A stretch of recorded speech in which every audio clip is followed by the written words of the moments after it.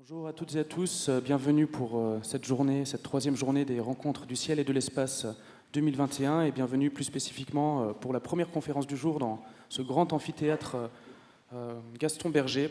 Alors cette conférence sera donnée par notre invité François Forget. François Forget est astrophysicien et directeur de recherche au CNRS au LMD, qui est le laboratoire de météorologie dynamique à l'Institut Pierre-Simon Laplace, lui-même situé sur le campus Pierre et Marie Curie de Sorbonne Université. Comme ça, je n'oublie personne. Et depuis décembre 2017, François Forget est également membre élu de l'Académie des sciences. Alors, depuis des décennies maintenant, François Forget est impliqué dans différentes missions spatiales, dont une grande partie ont rendu visite et d'autres rendront visite à la planète Mars. Et pour l'heure, ces explorateurs martiens sont des engins et non des humains, ce qui amène à nous poser la question centrale de la matinée. Verra-t-on un humain sur Mars dans les années à venir ? Cela fait 50 ans que les agences spatiales annoncent que nous irons sur Mars dans 20 ans. Il y a donc lieu d'être prudent. Et cependant, l'exploration spatiale est en train de vivre une révolution. Plus que jamais, une mission humaine semble envisageable dans les décennies à venir. Comment, par ailleurs, justifier un tel investissement pour un voyage qui reste un défi sans précédent ? Des humains sur Mars, le défi du XXIe siècle, c'est l'intitulé de votre conférence, François Forget. Merci encore d'être avec nous, on vous applaudit et on vous écoute passionnément. Eh bien, donc c'est vraiment un grand plaisir d'être ici pour ces rencontres avec toujours autant de monde, et puis pour vous parler de notre chère planète Mars. Alors, j'ai un tout petit peu changé le titre par rapport au programme. De nos jours, il faut être inclusif, donc on dit plus des hommes sur Mars, on dit des humains sur Mars. Et j'ai mis un petit point d'interrogation sur le défi du XXIe siècle. Alors, point d'interrogation, ce n'est pas tellement que je doute du fait que quelque chose va se passer, mais c'est qu'il y a quand même pas mal de questions qui se posent. Alors, comme vous le savez, petit rappel, évidemment, l'exploration spatiale de Mars bat son plein. Cette année, on a vu arriver 3 grosses missions, enfin en tout cas missions ambitieuses, autour et sur Mars, avec la mission Hope des Émirats Arabes Unis. Je reviens juste de Dubaï, ça se passe très bien, qui est parti donc en juillet 2020, qui est arrivé en février 2021. L'extraordinaire mission très ambitieuse chinoise Tianwen-1 avec le rover Zhurong, et puis le rover extraordinaire Perseverance qui prépare le retour d'échantillons de Mars, qui est arrivé aussi en février dernier. Alors ces missions, bien sûr, ce n'étaient pas les premières arrivées vers Mars. En fait, il y a déjà toute une flottille de missions qui ont exploré la planète Mars. Alors, dans le passé, vous vous souvenez peut-être, certains, des missions des années 70, les grandes missions, Mariner, Viking, et puis depuis une bonne vingtaine d'années, 25 ans maintenant, on a vraiment régulièrement des vagues d'exploration comme cela. Et quand ces 3 missions sont arrivées à Mars, eh bien, il y avait déjà 6 satellites en opération, 6 satellites d'observation en orbite autour de Mars, et à la surface, 2 engins en fonctionnement. Donc on a à présent 8 satellites en opération, 4 engins en fonctionnement à la surface. L'exploration robotique bat son plein. Alors, qu'est-ce qu'on a appris avec ça ? Un petit résumé sur la planète. Je vous rappelle que Mars est une petite planète qui n'est pas située juste à côté de la Terre, elle est beaucoup plus loin, mais elle a à peu près la moitié de la taille de la Terre. Elle a une fine atmosphère, essentiellement du dioxyde de carbone, donc ça fait beaucoup de différence, mais d'un autre côté, vraiment, de tous les mondes du système solaire, Mars est celui qui ressemble le plus à la Terre. Par exemple, je vous rappelle que sur Mars, la durée du jour est de 24h40. L'inclinaison de l'axe de rotation par rapport au plan de l'orbite, ce qu'on appelle l'obliquité, est de 25 degrés 2. En fait, c'est quasiment comme sur Terre. Ça veut dire quoi ? Ça veut dire que le rythme des saisons, l'extension de la nuit polaire, les tropiques, etc., c'est à peu près la même chose. Résultat, il y a beaucoup de points communs, en fait. Mars, vous pouvez vraiment vous imaginer Mars comme une petite Terre désertique, donc un climat hypercontinental, mais avec beaucoup de... Par exemple, si on va à la latitude de Paris, vous avez des vents d'ouest, des dépressions, des anticyclones. Si vous allez sous les tropiques, vous avez des vents alisés, des vents de mousson. Ça ressemble beaucoup. Alors, de nos jours, Mars est une planète vraiment très active. Je vous montre juste là une photo prise depuis l'orbite. Qu'est-ce qu'on voit ? On voit une dépression avec un front de vent qui soulève de la poussière. Vous avez tout à fait au nord de l'image, c'est le pôle Nord. Vous voyez l'échelle, hein, c'est grand. Des centaines de kilomètres, donc vous avez une couverture de glace carbonique tous les ans, il neige de la glace carbonique, ça s'accumule à la surface, jusqu'à plusieurs dizaines de centimètres. Et puis vous avez aussi un cycle de l'eau, là on voit juste des brumes de glace d'eau, mais en fait ce qui se passe c'est qu'au pôle Nord, en été, vous avez ce gros glacier qui fait à peu près la taille de la France qui est exposé au soleil, et puis vous avez plein de vapeur d'eau, ce qui forme des nuages, etc., etc. C'est un monde actif, compliqué, complexe, qu'on étudie passionnément. Alors, si on descend à la surface, tout à l'heure on va essayer d'y aller avec des humains, c'est un désert, hein. On s'attendrait à voir passer des chameaux, il y en a très peu, enfin on n'en a pas encore vu. Par contre, vous voyez ce désert, pour vous dire la température en début d'après-midi, là c'est une image prise par la sonde Pathfinder 97, on en a plein depuis, hein, avec le petit rover Sojourner là à gauche.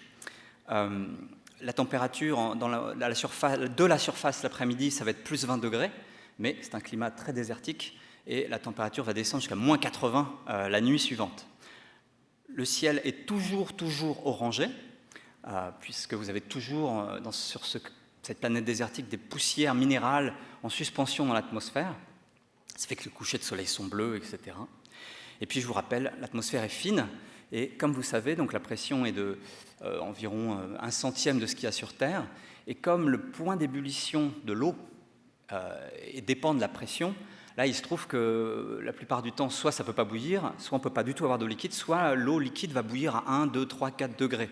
Ce qui fait que le sang ou la salive qui va être à 30, 37 degrés va bouillir, votre corps va avoir des problèmes si vous ne mettez pas scaphandre. Il faut malheureusement mettre un scaphandre sur Mars, on ne peut pas juste se balader avec un masque à oxygène et une doudoune. Alors, on a parlé d'eau, des fois on voit de l'eau à la surface, ça c'est une image de Viking 2 qui par coïncidence est exactement à la latitude de Paris, de la Villette, et on voit du givre de glace d'eau, c'est du givre de glace d'eau. Par contre, on peut démontrer d'une part théoriquement et d'autre part, on a vraiment cherché avec beaucoup de moyens différents, il n'y a pas jamais d'eau liquide à la surface de Mars aujourd'hui. Alors non, c'est embêtant parce que si, évidemment, Mars, qui ressemble à la Terre, serait un endroit qui pourrait être extraordinaire s'il y avait un peu plus d'eau liquide. La raison, bien sûr, c'est que comme vous le savez, sur Terre, la vie telle qu'on la connaît, telle qu'on peut l'imaginer, eh bien, elle a besoin de l'eau liquide. En tout cas, on n'arrive pas à imaginer une chimie aussi complexe que la vie sans eau liquide. Et puis partout où il y a de l'eau liquide sur Terre, il y a de la vie. Résultat, on peut se poser la question de savoir, est-ce qu'il y a de la vie, en tout cas à la surface de Mars ? Non, probablement pas. Enfin, on fouille un peu, mais c'est quand même très difficile. Mais par contre, comme je suis sûr beaucoup d'entre vous le savent, c'était probablement différent autrefois. Et ça, c'est l'autre aspect de la planète Mars qui est passionnant, c'est qu'on voit aujourd'hui un visage de la planète Mars, mais en fait, quand on regarde les archives géologiques, on voit plein d'autres visages. Il y a eu des ères glaciaires, et surtout, quand on regarde une carte topographique de la planète Mars, là, vous voyez en bleu, en haut, c'est les basses plaines du Nord, en rouge, les hauts plateaux cratérisés, on voit aussi des volcans. Mais ce que vous voyez surtout, donc, c'est ces hauts plateaux pleins de cratères. Ça ressemble plutôt à la Lune et pas du tout à la Terre. La raison, c'est que ces surfaces sont exposées comme ça depuis des milliards d'années. Et donc, depuis des milliards d'années, il y a eu beaucoup d'impacts d'astéroïdes, de météorites, et ça fait plein de cratères, et la surface n'a pas bougé. Sur Terre, la surface est sans cesse renouvelée, érodée, et donc on n'a pas du tout des cratères partout comme ça. Alors quand on regarde, dès qu'on on regarde à haute résolution depuis l'orbite avec des caméras, ce qu'il y a dans ces zones très cratérisées, très anciennes, eh bien on se rend compte que partout, alors, on trouve des traces de lits de rivières, certainement des traces de lits de rivières d'eau liquide. Et quand on s'intéresse un peu, on voit des deltas, on voit vraiment des méandres, on reconnaît vraiment quelque chose, une hydrologie qui ressemble à celle de la Terre. On voit aussi des minéraux qui suggèrent qu'il y a eu beaucoup d'altérations par de l'eau liquide à la surface. Et donc, on imagine que Mars, il y a 3-4 milliards d'années, c'était une planète qui ressemblait beaucoup à la Terre à cette époque-là, avec des rivières, des lacs, peut-être une mer. Et évidemment, comme la vie est apparue sur Terre à cette époque-là, c'est une grande motivation pour explorer Mars de nos jours. Alors, ce qu'on aimerait faire, c'est le sujet du jour, c'est envoyer des géologues, des biologistes, des archéologues, des paléontologistes, je ne sais quoi. Enfin, en tout cas, vous avez quelqu'un qui est très content, puisque visiblement, avec son microscope, il a trouvé une trace de fossile, et c'est bien ça, une espèce de but extraordinaire, de voir si, quand il y a de l'eau liquide ailleurs, la vie démarre. Question énorme, et qui pourrait trouver sa réponse sur Mars. Alors évidemment, ça va être mon sujet, et vous allez voir que ce n'est pas facile. En attendant, ce que l'on fait, comme vous le savez, on envoie des robots, on a envoyé pas mal de robots, la plupart du temps ce sont des robots géologues, on choisit le site d'atterrissage typiquement pour être au fond d'un lac, à un endroit où il y a eu des rivières, des lacs, de l'eau liquide, et on mène l'enquête. Donc là vous avez Curiosity, que vous connaissez tous, une tonne sur Mars, qui se promène, qui étudie les strates que l'on trouve ici au pied de la grosse montagne que Curiosity explore actuellement. On a trouvé vraiment les caractéristiques d'un ancien lac avec des torrents qui affluent dans ce lac.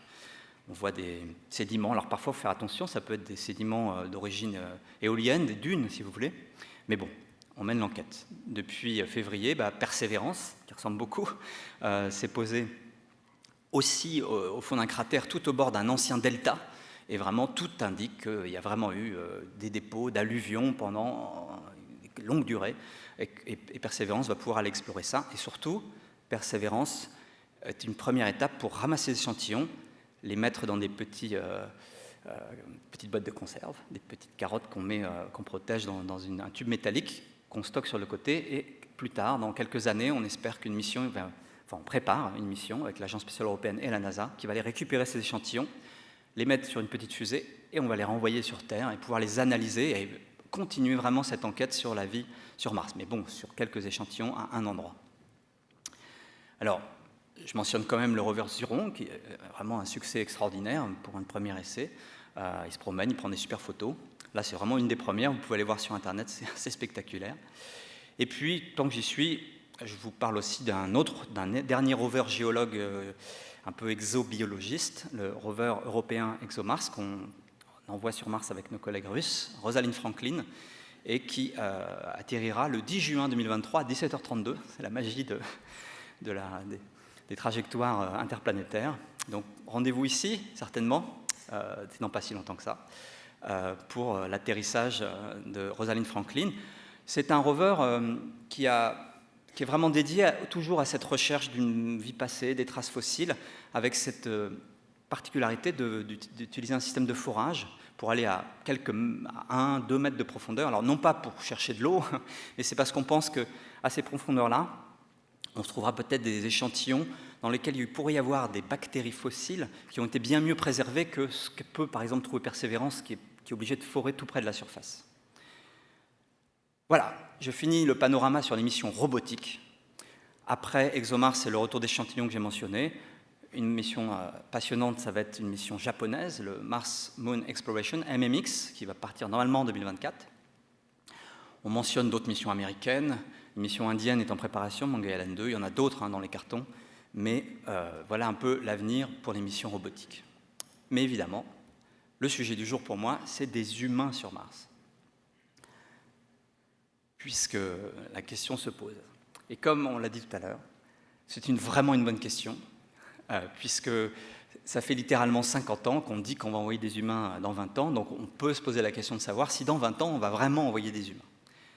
Alors il y a une raison pour laquelle rien ne bouge finalement, parce que c'est vrai que du point de vue de l'exploration humaine de l'espace, les astronautes, les cosmonautes, les taïkonautes, il ne s'est pas passé énormément de choses depuis 50 ans, 45 ans. En fait, pour la plupart d'entre nous ici, depuis qu'on s'intéresse à ces sujets-là, je ne parle même pas des jeunes, ça a toujours été pareil, quoi. C'est l'orbite basse, la navette spatiale, le vol, les Soyouz, ça fait 50 ans qu'il y a des Soyouz qui envoient des gens dans l'espace, la Station spatiale internationale, et puis on tourne, on répare Hubble, des fois c'est des choses formidables, mais quand même, c'est plus du tout de l'exploration. Depuis sont arrivées les capsules Shenzhou chinoises, 8 vols depuis 2003, ça s'accélère, ils sont en train de monter une station. Il y a d'autres projets, les Indiens, etc. Mais le message ici, bien sûr, c'est que l'une des raisons pour laquelle on peut dire que d'ici quelques années, les choses vont changer, on ne va pas rester avec ce train-train de l'orbite basse, c'est que, évidemment, depuis l'abandon de la navette spatiale, eh bien, les choses ont évolué, ça a libéré des crédits, les mentalités ont changé depuis la fin du mandat de George W. Bush, Obama, etc. On se dit qu'on peut faire un peu plus. Et donc, dans ce contexte-là, vous savez tout ça, les Américains ont décidé de créer 3 nouveaux, non pas 1, mais 3 nouvelles vaisseaux spatiaux, capsules spatiales, pour aller dans l'espace proche déjà et lointain. Alors, vous connaissez tous le Crew Dragon, qui a déjà fait 4 vols, l'avant-dernier avec notre Thomas Pesquet national. Le Starliner, qui coûte beaucoup plus cher, qu'on pensait serait prêt bien avant le Crew Dragon, donc c'est un engin équivalent développé par Boeing, traîne un peu. Et puis, bien sûr, vous avez la capsule Orion, qui est, elle, faite pour aller plus loin, pour aller à nouveau dans le deep space, c'est-à-dire au-delà de l'orbite basse où est la Station spatiale internationale. Alors, juste pour vous illustrer, vous connaissez tout ça, c'est le Commercial Crew Program. Bon, ça reste quand même des capsules, des vaisseaux développés avec l'argent des contribuables américains, mais c'est quand même une petite révolution. À gauche, vous avez le SpaceX, le Crew Dragon, avec les fameuses combinaisons super sexy. Thomas est à gauche, vous reconnaissez ce vol, il vient de rentrer. Et puis à droite, faudra s'habituer, ça traîne, c'est tout le temps reporté, mais normalement on devrait avoir, je pense, en début d'année prochaine, un nouvel essai de la capsule non habitée, et puis à la fin de l'année 2022, un vol avec des astronautes, non pas en combinaison blanche et noire, comme à gauche, mais en combinaison bleue, assez sympa, avec des fermetures éclairs partout. C'est quand même des changements. Pour beaucoup d'entre nous, on a vu le scaphandre Sokol, vous savez, le scaphandre de Thomas, de Claudie Aigneret, etc., toujours le même depuis 40 ans, quoi. Là, ça change. Et puis surtout, on parle maintenant d'aller au-delà de l'orbite basse avec la troisième capsule, la capsule Orion, qui est en développement depuis un moment. Vous voyez ici la version qui a été testée en 2014, il y a déjà pas mal d'années, tout cela prend beaucoup de temps, et qui va donc maintenant permettre de créer ce nouveau programme pour aller non pas tout de suite vers Mars, mais d'abord vers la Lune. C'est ce fameux programme Artemis. Alors un mot sur Artemis, vous vous souvenez, pour l'instant Artemis s'est basé sur deux énormes choses. D'une part, une nouvelle fusée type Saturn V, le Space Launch System, qui existe en deux versions. C'est la version Block 2 qui ressemblera vraiment à Saturn V, capable de mettre 130 tonnes en orbite basse et donc d'envoyer des astronautes jusqu'à la Lune. C'est un nouveau lanceur qui était censé être pas trop cher, un peu économique, basé sur la réutilisation technique des systèmes de la navette spatiale. En final, il prend du retard, il coûte une fortune. Et puis, à son sommet, il est conçu pour emmener, avant tout, cette petite capsule que vous voyez à l'avant. Donc, c'est la capsule Orion, qui utilise des panneaux solaires, contrairement à Apollo, qui peut amener jusqu'à 4 astronautes vers la Lune, et qui a pour programme un premier test normalement sans astronautes pendant l'été prochain, en 2022, donc ça va venir, on va en entendre parler quand même. Ensuite, il devrait y avoir le deuxième vol de tout cet ensemble Artemis 2 avec un survol de la Lune par 4 astronautes. Il y a encore quelques semaines, je vous aurais dit que ça devrait se passer en 2022, fin 2022. Bon, le dernier rapport dit que c'est plutôt 2024, peut-être 2023, mais a priori c'est réaliste de dire 2024 pour ce deuxième vol avec des astronautes à bord, et donc avec le but de survoler la Lune. Et officiellement, Artemis 3, le troisième vol, devrait être avec l'alunissage, on va en parler, et il est prévu, on ne sait pas quand maintenant. Le dernier rapport, on va dire de la Cour des comptes américaine, nous dit qu'ils n'y arriveront pas avant 2028, donc à suivre. Alors, un mot sur ces choses-là. Le premier, c'est que quand même tout ça, c'est une réalité, donc si vous vous intéressez, c'est quand même extraordinaire de voir le développement de ces fusées géantes, les tests de moteurs énormissimes. Alors, on peut suivre ça, je vous ai juste mis une vieille photo qui date déjà d'il y a 1 an et demi, 1 an, donc avec les boosters à poudre, des trucs énormes. Et l'autre point, c'est que l'Europe est vraiment impliquée dans ce projet. Le module de service, donc l'arrière tout technique de cette capsule Orion, eh bien, est développé en Europe, c'est dans le cadre d'un accord qui est à la suite de la Station spatiale internationale. Et vous voyez ici l'assemblage du second module de service, donc le premier c'était celui qui a été envoyé en 2014, en Allemagne, par Airbus, je pense. Oui, c'est Airbus. Et voilà, c'est une réalité. Vous avez des ingénieurs français, européens qui construisent cet engin-là et ils vont en faire plusieurs. Alors, le premier objectif officiel, quand même, c'est non pas directement de se poser sur la Lune. Alors, je ne sais pas quel va être le calendrier, franchement, même les experts ne savent pas.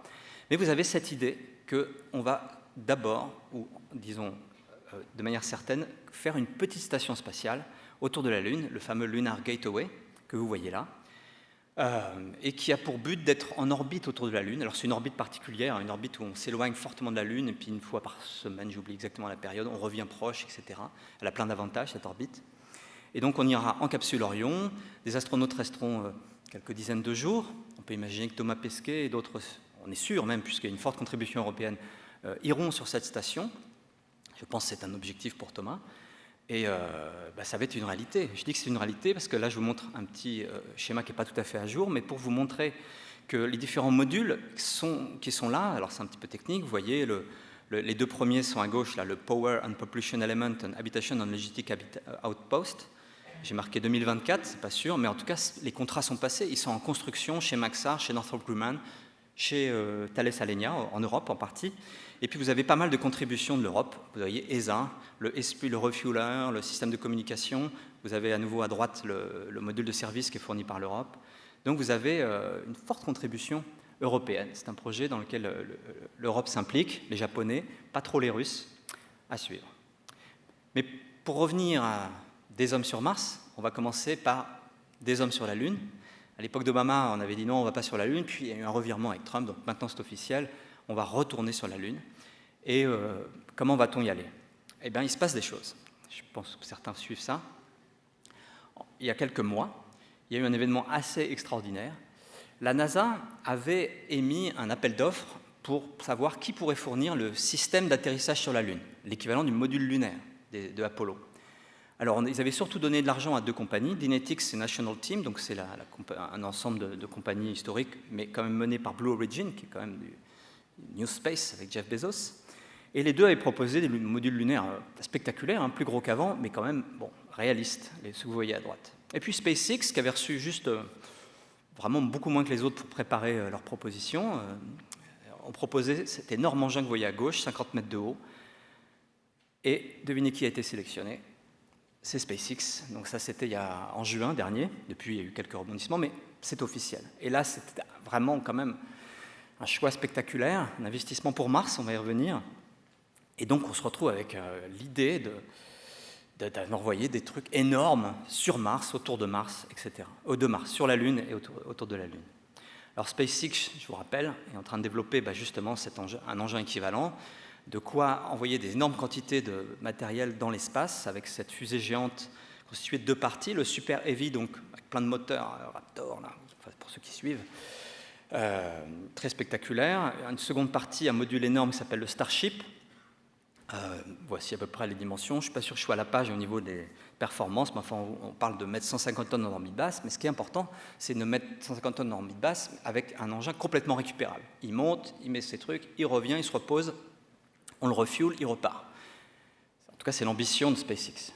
Ambition, mais ce n'est pas un rêve. Ils sont vraiment en train de le développer. On parle de faire le premier essai. Ils auraient aimé le faire avant Noël, et ils sont un peu retardés pour des raisons juridiques. Mais ça va très vite. Tout le monde entend parler de ça, mais c'est quand même quelque part vraiment très spectaculaire. Ce développement intense là, à Boca Chica, près de la frontière du Mexique, c'est quand même, on est en train de vivre une histoire quand même assez incroyable avec cette milliardaire un peu foufou qui a réellement pour obsession d'envoyer des hommes sur Mars, typiquement. Alors, la base de cette nouvelle technologie, la vision d'Elon Musk, c'est d'envoyer ces énormes Starships en orbite. Facilement, ils montent, ils descendent. Et certains, on peut les remplir en carburant, et c'est ça la grande tactique. Donc on envoie par exemple un Starship en orbite autour de la Terre, on en envoie plusieurs, certains ont un peu de carburant qui reste, on le transfère tout dans un des Starships, une fois qu'il a ses réservoirs pleins, c'est censé pas coûter cher, incroyable, il rallume les moteurs, il peut aller vers la Lune, il peut aller vers Mars. Voilà la base de cette vision. Réutilisation, refueling. En fait, j'ai pas su comment le dire en français. Ravitaillement en carburant, c'est moins court. Et donc, on se retrouve avec un modèle du Starship adapté pour atterrir sur la Lune, le Human Landing System. Franchement, ça paraît de la science-fiction. Et on parle de ça dans quelques années. Et tout ça est en développement. Alors, pour être honnête, ça paraît de la science-fiction. Bizarrement, 50 ans plus tard, les images d'Apollo semblent aussi être de la science-fiction. Donc, il va falloir s'habituer à ce retour vers la Lune. Et puis peut-être, donc, c'est le sujet du jour, vers Mars. Alors un petit mot juste pour conclure, avec les scénarios actuels, pour ceux qui aiment suivre, j'ai essayé de faire le point, on ne sait toujours pas, parce qu'il y a beaucoup d'inconnus, si le Human Landing System, HLS, il faudra s'y habituer, va utiliser le gateway, à terme oui, mais pour le premier vol, donc vous voyez, il s'accoste le gateway, il est aussi gros que la station, il est même plus gros, c'est absurde.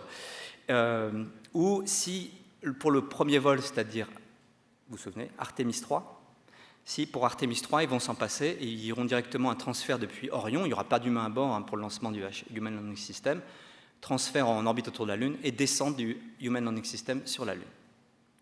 Après un grand nombre de vols et de ravitaillements, il faut lancer des Starships et des Starships et des Starships pour faire tout ça. Mais il paraît que c'est pas cher.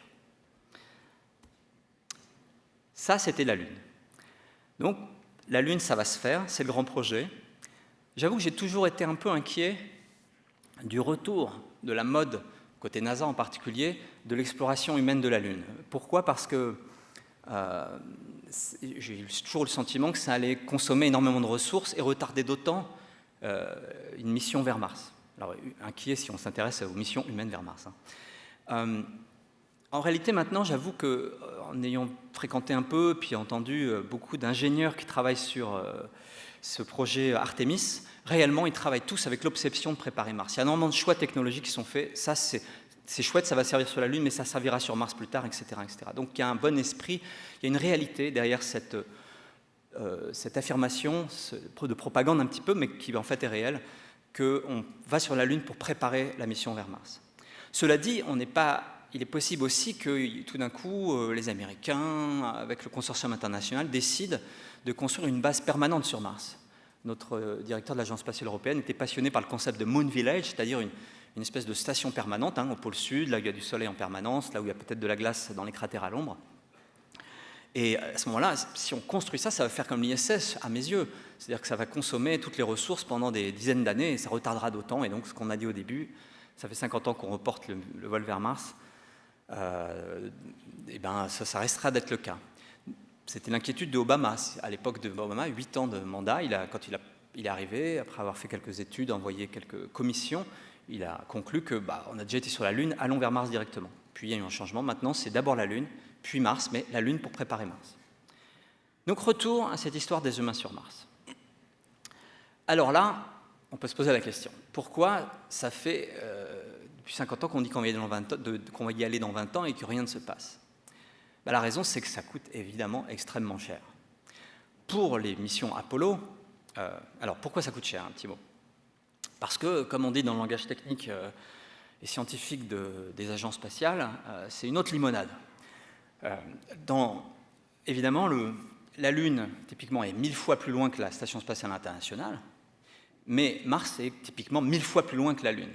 Donc on est en train de parler de missions avec de multiples lancements de fusées géantes. Là, ici, on illustre ça avec le SLS.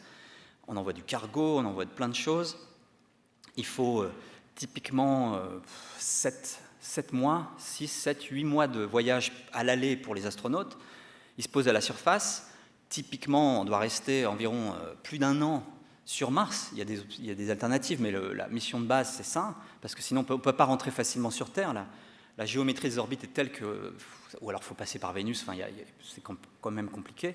Et puis, à nouveau, on rentre. Donc, on parle d'une mission qui dépasse, ici, vous avez vu, 30 mois pour les humains. Et puis, il faut développer énormément de matériel. Je vais y revenir. Résultat, le grand problème, à nouveau, c'est le coût. Alors, pour Apollo...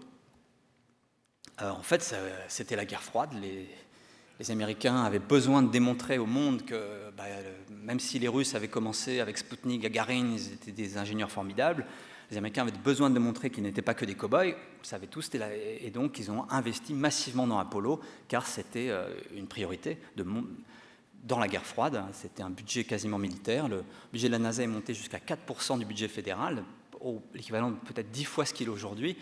Et pendant longtemps, on s'est dit, on ira vers Mars quand un nouveau Kennedy, entre guillemets, arrivera et lancera l'affaire. Évidemment, ça n'arrive jamais, ça, et ça n'arrivera pas.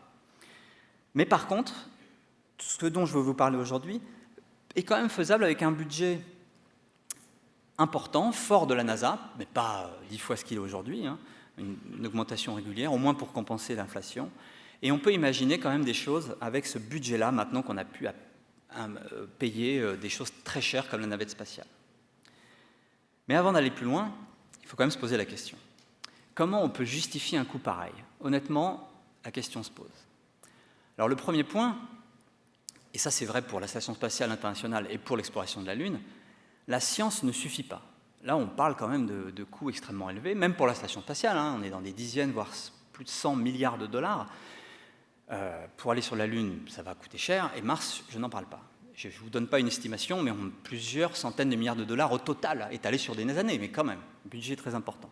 Bon, je vous rappelle que le budget annuel de l'armée américaine, c'est entre 600 et 800 milliards de dollars, donc il faut relativiser. Néanmoins, c'est un coût énorme. D'autant plus que, honnêtement, autant nos robots l'exploration robotique peut être justifiée par son coût. Le coût d'une mission robotique vers Mars, ça ressemble au coût d'un observatoire, d'une grande expérience de physique. C'est de la science, Et il n'y a pas de problème. Puis on apprend beaucoup de choses, il faut le faire. L'exploration humaine, c'est différent. Le coût est 10, 50, 100 fois plus élevé, et c'est quand même pas facile de me tourner vers mes collègues physiciens ou des cancérologues et leur dire « bon, c'est bien soigner le cancer, mais nous, on a besoin de comprendre les cailloux sur Mars ». Et en fait, généralement, quand on fait des conférences sur ce sujet, vous aurez, et je suis sûr que vous êtes nombreux dans la salle, à vous dire ouais, mais pourquoi on fait ça? On a la terre à protéger, la pauvreté à combattre. C'est une évidence, et on est tous d'accord là-dessus. Donc comment justifier ça? D'autant plus que quand je dis la science ne suffit pas, c'est une réalité, comme je viens de vous le dire. Alors, qu'est-ce qui fait que finalement, on a envie d'aller vers Mars? On peut se poser la question, à quoi ça sert?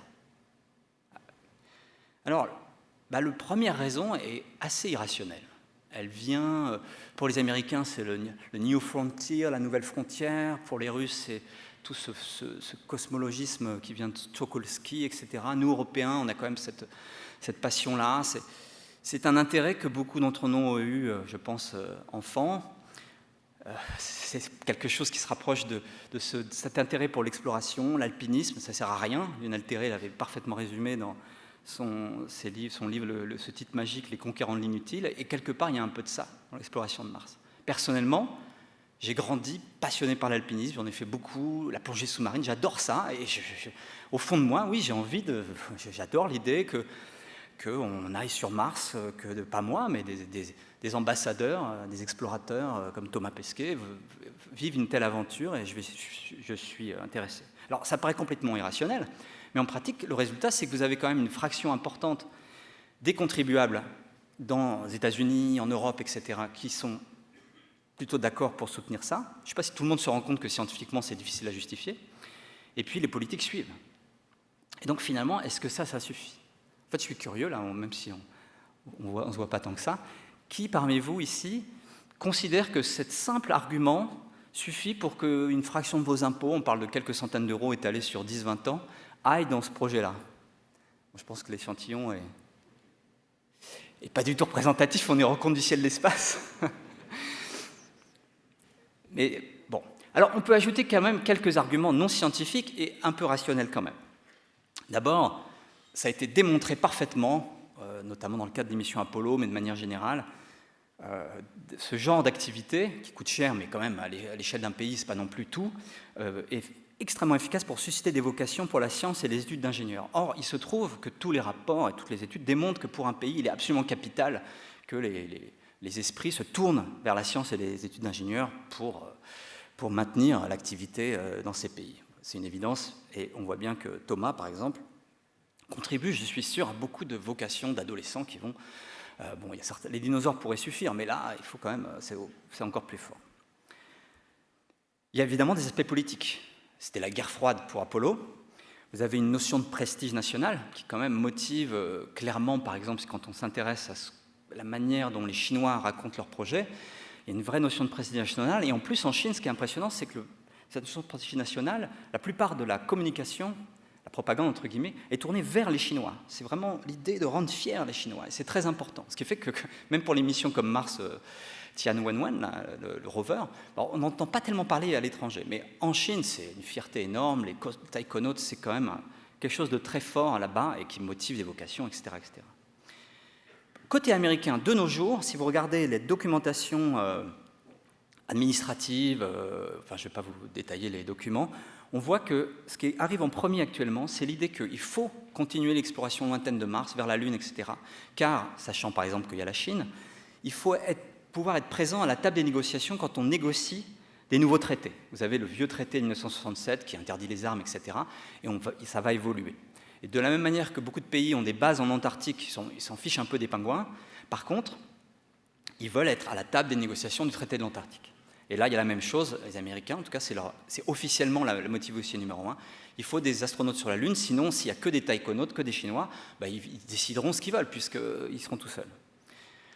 Et puis enfin, il y a cette idée qui, moi, je trouve formidable, favoriser les coopérations internationales. C'est vraiment l'esprit qui est derrière la Station spatiale internationale. À la fin de la guerre froide, les Russes, les Américains et les Européens et les Japonais, etc., sont mis ensemble pour faire cette station. Et ça a quand même beaucoup de mérite et de symbolique et de réalité en plus. Donc c'est formidable. Et une mission vers Mars, évidemment, serait formidable si elle mettait ensemble les Américains et les Chinois. Pour la Lune, ce sera trop tard, mais on ne sait jamais. Ça peut inspirer des projets technologiques. Bon, il y a toute une liste. En fait, à l'époque d'Apollo, évidemment, on inventait tout. Donc, tout ce qu'on utilise, du GPS au satellite de communication, il y a quand même du Apollo dedans. Et ça continuera un petit peu, en fait. Bon, en même temps, je suis un peu désespéré quand quelqu'un dit « Oh, les poils Tefal, ça a été inventé avec le… » On n'est pas non plus, on n'envoie pas des hommes sur Mars pour inventer des poils non adhérentes, quoi. Mais il y a une réalité quand même. Mais ce n'est pas le moyen le plus efficace, hein, mais ça fait des choses. Et puis enfin, il y a une notion que certains mettent en avant, qui est un peu lointaine quand même, qui est l'idée qu'il faut absolument amorcer l'expansion des activités humaines, au sens où, à l'avenir, il faudrait que l'homme soit sur plusieurs planètes, car s'il y a un cataclysme sur Terre, un impact de météorites par exemple, et d'astéroïdes on va dire, il faudrait que, donc on ne sait pas quand, dans quelques centaines de milliers d'années, à mon avis millions d'années, il faudrait que l'homme soit, à cette époque-là, une espèce multiplanète. Alors, je le mentionne ici, moi ça ne me parle pas parce qu'on parle de… ça n'a pas de sens, on n'est pas pressé de faire ça, mais c'est la motivation d'Elon Musk. Vraiment, il ne parle que de ça, c'est son truc, il faut que l'homme devienne une espèce multiplanète, ça lui paraît une évidence. Donc, comme Elon Musk joue un rôle important dans notre histoire, on peut le mentionner. Et puis quand même, la science est intéressante. D'abord, si on envoie des hommes sur la Lune, puis sur Mars, et puis l'homme peut faire des choses quand même beaucoup mieux et que les robots ne peuvent pas faire. Je vous assure, quand on commande les robots sur Mars, des fois il faut 3 jours pour faire le tour d'un caillou, pour le mesurer de l'autre côté, et les humains mettraient exactement 10 secondes. Donc le contraste est frappant.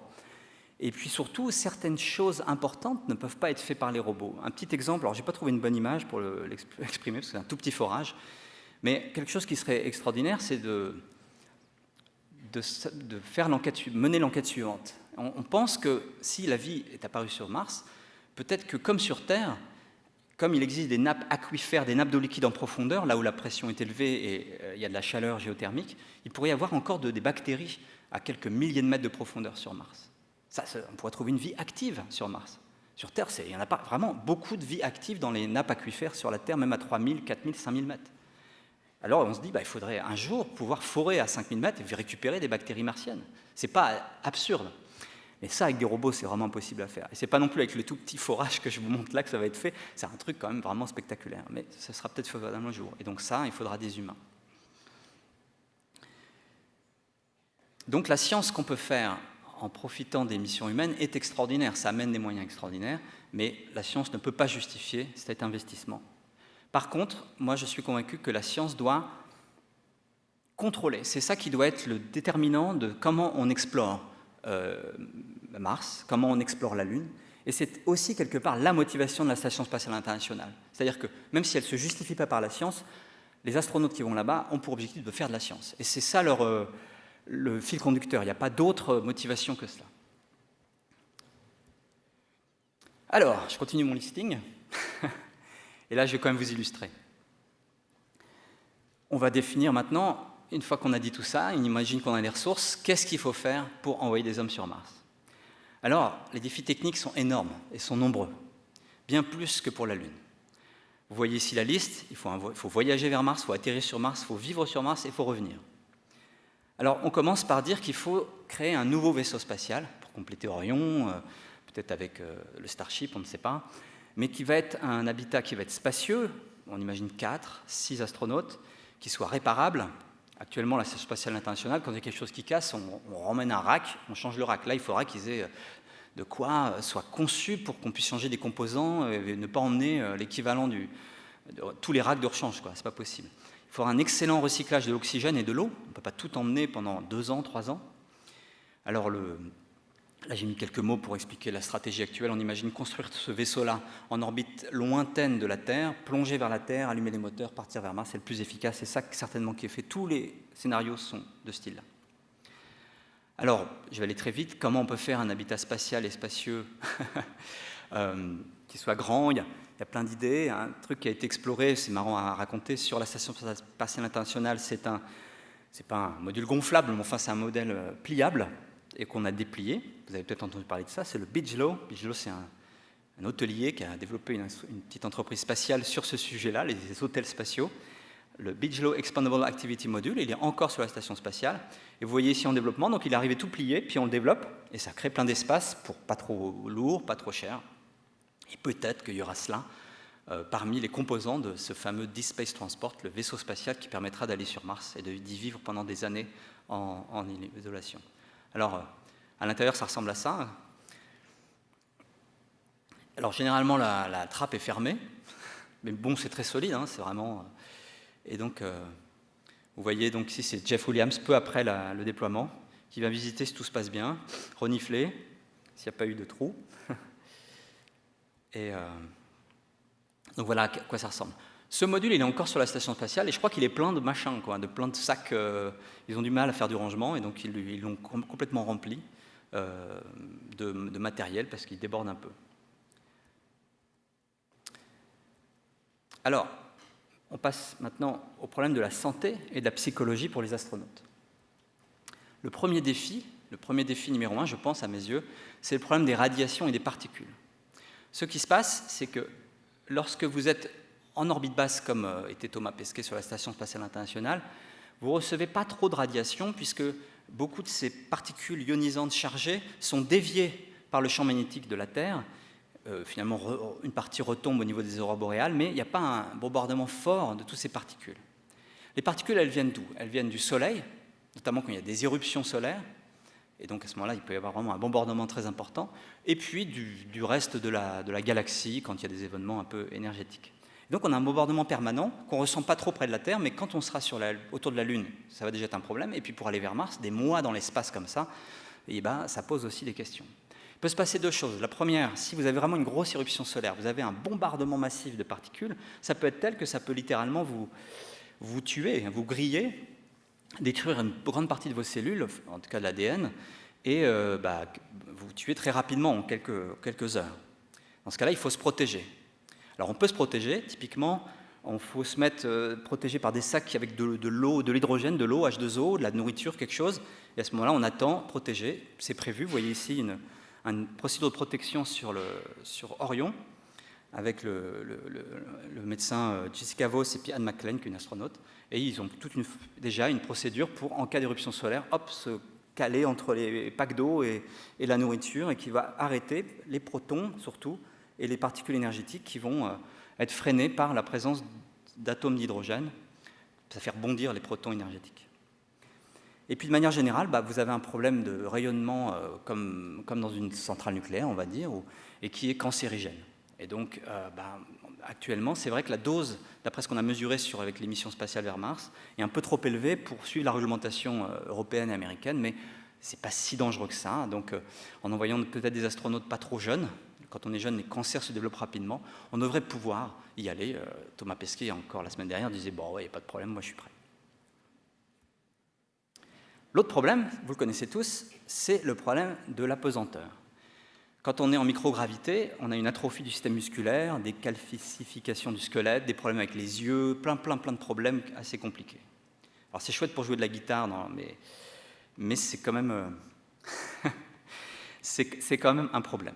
Alors, c'est vrai qu'après 6 mois, quand on voit dans quel état reviennent les astronautes, surtout dans les premières minutes, ils sont désorientés, leur système d'équilibre de l'oreille, le vestibulaire est un peu désorienté, les muscles sont surpris de ce poids énorme que prend tout le corps, et ils sont quand même pas performants immédiatement.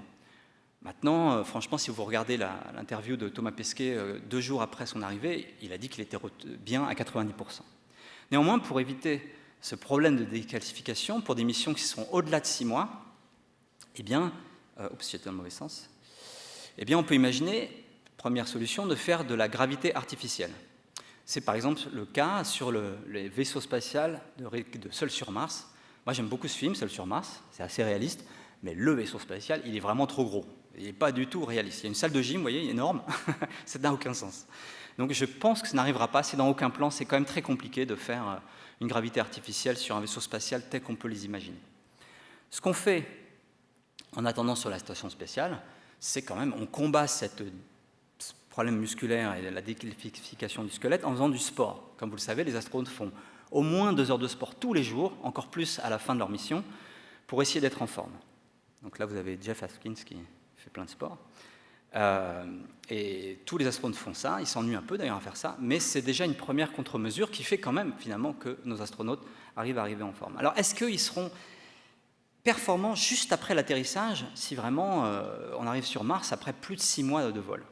Est-ce qu'on a déjà fait le test? On l'a fait un peu. Alors je vais vous raconter une histoire. C'est les déboires de l'expédition 6, c'est une des expéditions au tout début de la Station spatiale internationale. On est là en novembre 2002. Vous avez 3 astronautes, Don Pettit, Ken Bowersox et Nikolai Boudarin, un russe, qui sont partis sur la station spatiale avec la navette spatiale Endeavour. Tout va bien. Le problème, c'est qu'en février 2003, au milieu de leur mission de 6 mois, vous avez eu le crash de la navette spatiale Columbia. Donc, plus de navette spatiale, il faut qu'ils rentrent quand même. Pas le choix, il ne reste plus que le Soyouz. Donc ils ne sont pas, par le russe, ils ne sont pas spécialement entraînés pour le Soyouz, mais bon, tout se passe bien. Ils se préparent, vous les voyez juste avant le départ. En plus, c'est un nouveau modèle de Soyouz, le modèle TMA1 pour les spécialistes. Et ça va mal se passer. Ils vont avoir un mauvais système de réglage et ils vont rentrer dans l'espace, non pas avec la trajectoire confortable en prenant 3-4G comme il faut, mais ils vont prendre ce qu'on appelle une trajectoire balistique, ils vont prendre 8G et surtout, ils vont atterrir à 500, un peu moins de 500 km de l'endroit prévu. La capsule va... Donc là, c'est une photo qui... Personne n'a pris en photo leur arrivée, mais enfin, ils sont descendus là, tout seuls, au milieu des steppes. La capsule a roulé, toutes les antennes ont cassé, et ils se sont retrouvés dans la Pampa, sans satellite. À l'époque, il n'y avait pas de téléphone satellite pour eux. Et il n'y a pas moyen de communiquer. Donc, ils ont dû se débrouiller tout seuls. Ils ont dû sortir de la capsule, trouver un système radio, appeler au secours, et le premier hélicoptère n'est arrivé que 5 heures plus tard. Donc ils ont dû désactiver la capsule pour pas qu'il y ait de problème avec tout le carburant, etc., etc. Ils ont beaucoup fait de travail. Donc voilà une photo, une fois que les secours, entre guillemets, sont arrivés. Nikolai Boudarin, c'était son 2e vol, et il a pu presque immédiatement se mettre debout, même en scaphandre, et pu participer à toute cette activité. Don Pettit, c'était son 1er vol, et il explique que lui, il a été actif, il n'était pas trop mal. Par contre, il n'arrivait pas à se mettre debout, il a tout fait en rampant, le petit feu, etc. Donc c'est une expérience intéressante. Don Pettit, que j'ai pu entendre, explique... Alors Don Pettit, c'est un personnage intéressant, si vous vous intéressez. Il a des lunettes, il bégaye, il n'a pas une tête d'astronaute, mais c'est un super astronaute. En tout cas, Don Pettit, il explique que d'accord, il rampait, mais il pense qu'il aurait pu être actif sur Mars. En plus, la gravité martienne est plus faible que sur Terre. Et lui, sa conclusion, c'est possible, après 6 mois, d'être actif, en particulier juste après un atterrissage sur Mars. Qu'est-ce qui se passe si on reste plus de 6 mois? Alors là, il y a eu des tests aussi. Et en particulier, en 2015-2016, Michael Kornienko et Scott Kelly ont passé presque 1 an dans l'espace, 340 jours. Là, vous le voyez au 300e jour. Et ils sont rentrés. Et là, on s'est dit, là, on va en profiter pour tester, pour voir... qu'est-ce qui leur arrive? Alors, je vous ai mis un petit film qui résume ça. Alors, il n'y a pas de bruit. Ah si, c'est bon. Ça va pas durer le bruit, ne vous inquiétez pas. Regardez, c'est un peu sportif comme les retours. Boum. Et donc, ça fait 1 an qu'ils sont en apesanteur, quasiment 1 an, 11 mois, et ils rentrent. Et pour Michael Kornienko, on lui a dit, écoute, on va tout de suite tester ce que tu serais capable de faire sur Mars. Donc après être descendu, au début on voulait qu'il se débrouille tout seul. Bon, on l'a pas osé finalement, au dernier moment. Au début on le porte, et puis on l'a amené dans une tente qu'on a montée vite fait à côté, et là on lui a demandé de faire plein de tests. Donc immédiatement après. Donc vous le voyez là, il se prépare, on lui dit vas-y marche, il a fait 1 an, et il a expliqué lui qu'il avait déjà fait une précédente mission de 6 mois, il a dit qu'il était beaucoup moins bien après 1 an. C'est beaucoup plus difficile. Néanmoins, il marche, il s'en sort pas mal, et le temps de retourner à Moscou, donc quelques jours plus tard quand même, il a carrément testé de marcher en scaphandre, avec une petite aide pour représenter la gravité réduite, et il fait plein de manipulations techniques, etc. Et il s'en est sorti pas mal. Il a quand même expliqué que ça faisait mal. Il avait mal aux articulations, à la plante des pieds, etc. Bon. En tout cas, voilà, on fait ce genre de test, et ça rend assez optimiste. Je ne pense pas que la gravité artificielle sera nécessaire. Je vous laisse lire les sous-titres.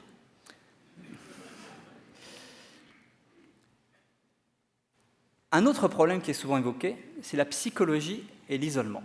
C'est l'idée que si on prend 4, 6 personnes, qu'on les met dans une boîte de conserve, qu'on les envoie, la Terre va disparaître, ils vont être dans le noir pendant des mois, et ils vont finir par se taper dessus, ils vont être stressés. S'il y a le moindre danger, il peut y avoir des mutineries, c'est arrivé dans le passé. Et certains expriment que l'idée de perdre la Terre de vue va être quelque chose de très très fort et peut vraiment mener à l'échec de la mission.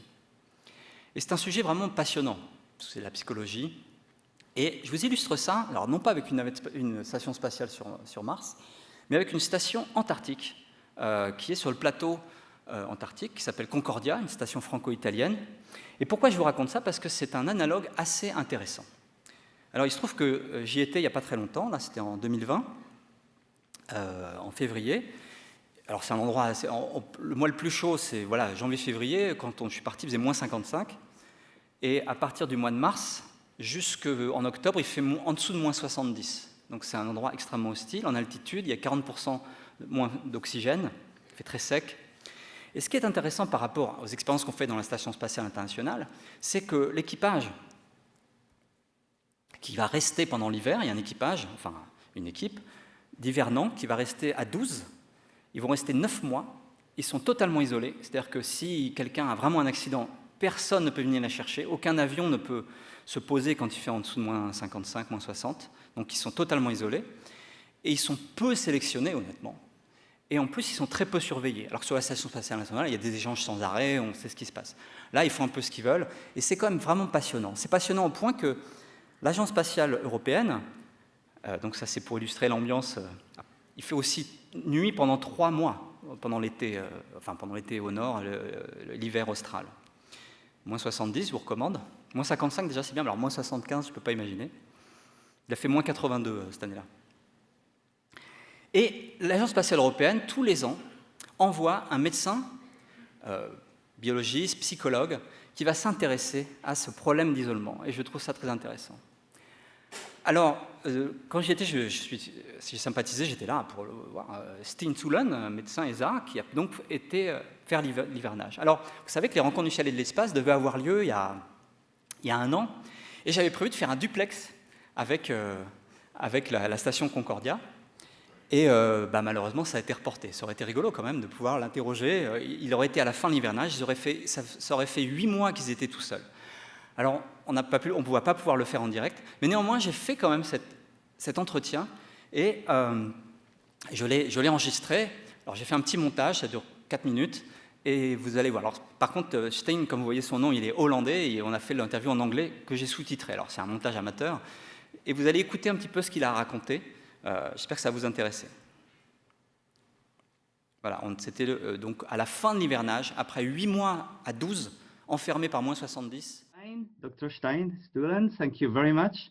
So, for this discussion, this interview, maybe first you can quickly say where you are and why it is relevant for discussing a future Mars mission. Here I am living in Concordia station, which is one of the 3 research stations here on the Antarctic Plateau. You could say that the station has been built for science, and that's the reason I'm here. I'm here as the biomedical research doctor for the European Space Agency, implementing research projects to learn more about how we deal as humans in strange, extreme places like these. And Concordia is quite extreme because due to its location on the middle of the ice plateau on the South Pole,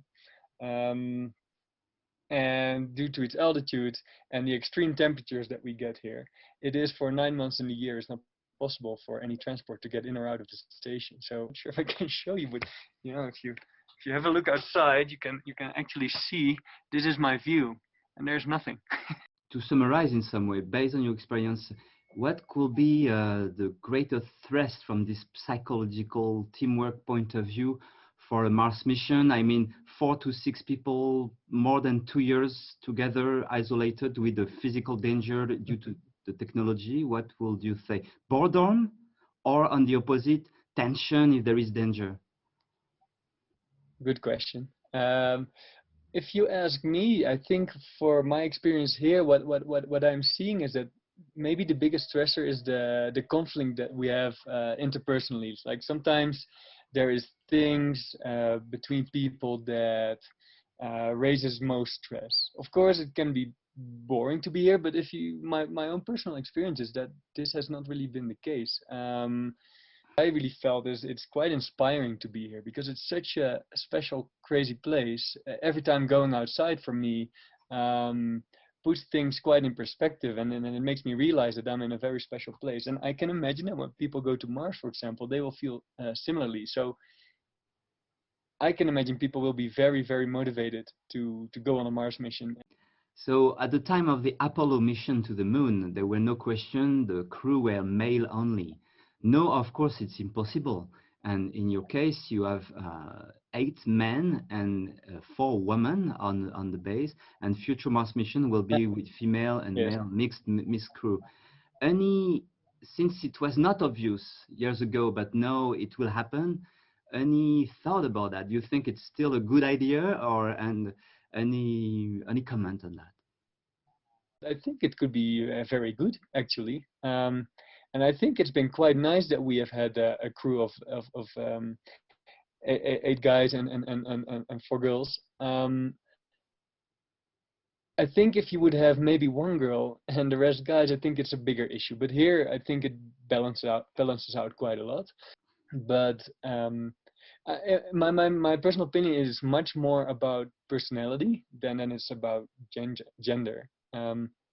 What is cool to mention is that one of the ESA studies we're implementing this year is about sexual safety and security, security and well-being, and this is I think very interesting. What is gonna come out of this? Because maybe I'm missing things. I feel that for us as a mixed crew, we're doing quite well. We don't have many issues between male and female crew members, but yeah, again, maybe I don't see everything. This is my point of view from this year, but maybe we will learn much more after the SWI study, as it's called.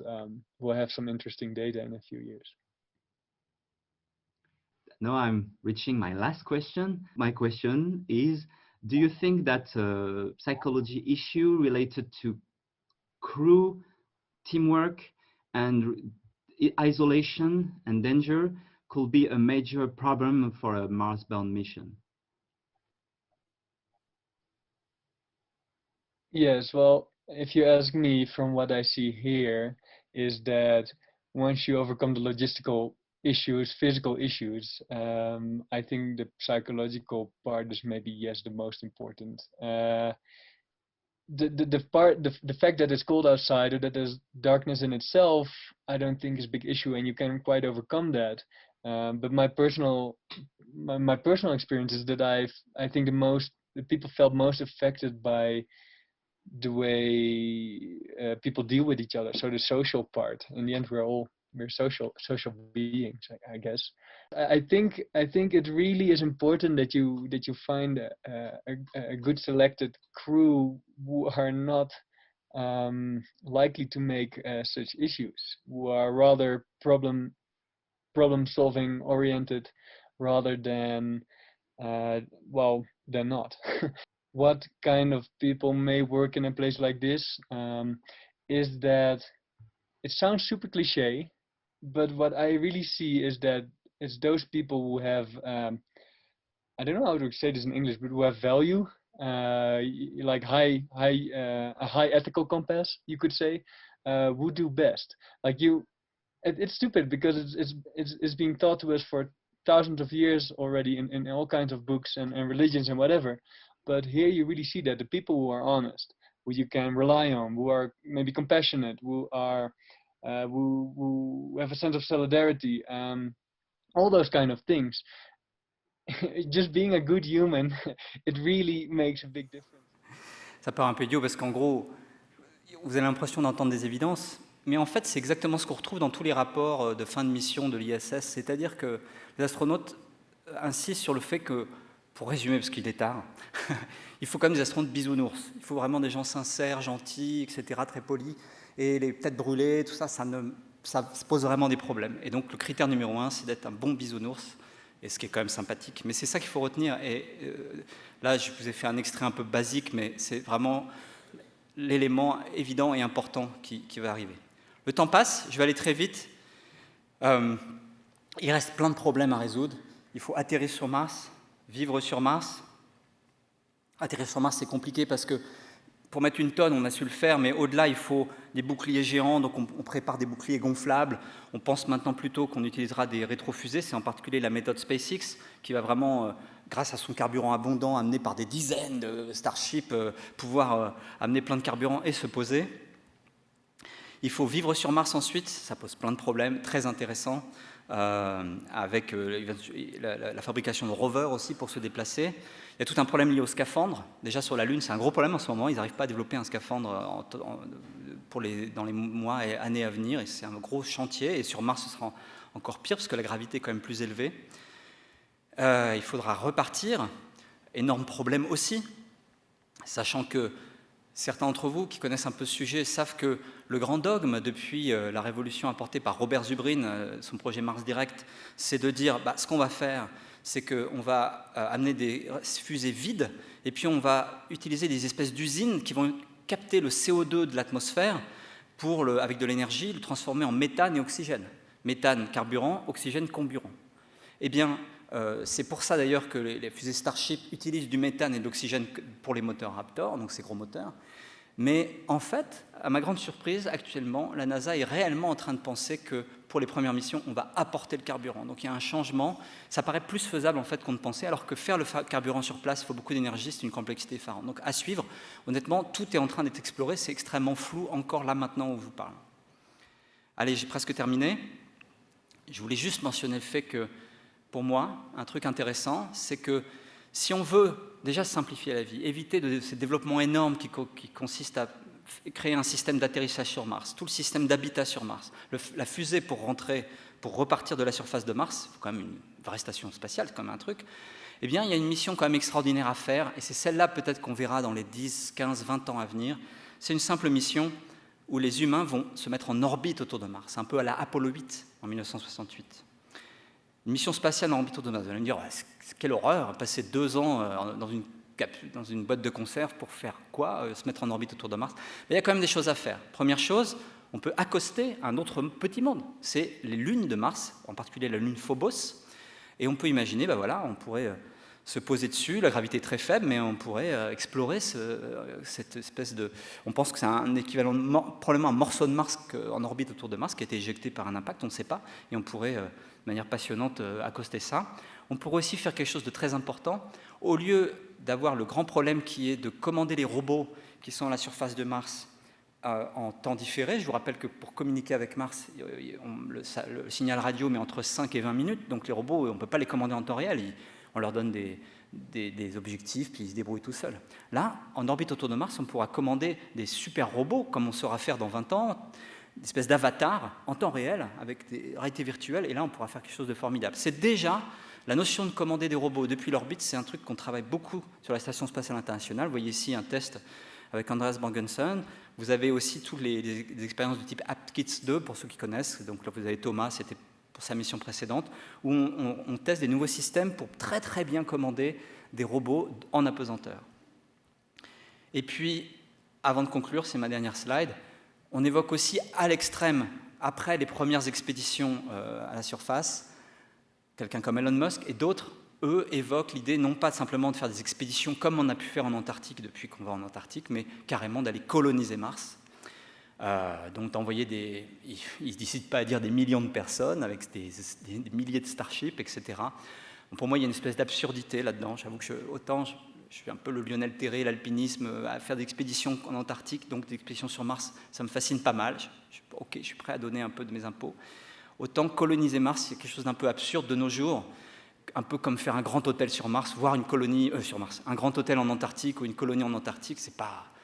Il faut protéger Mars comme en Antarctique et il faut l'explorer scientifiquement, il faut faire très attention à ne pas la polluer et je ne suis pas sûr de l'intérêt de coloniser Mars. Et voilà, merci beaucoup.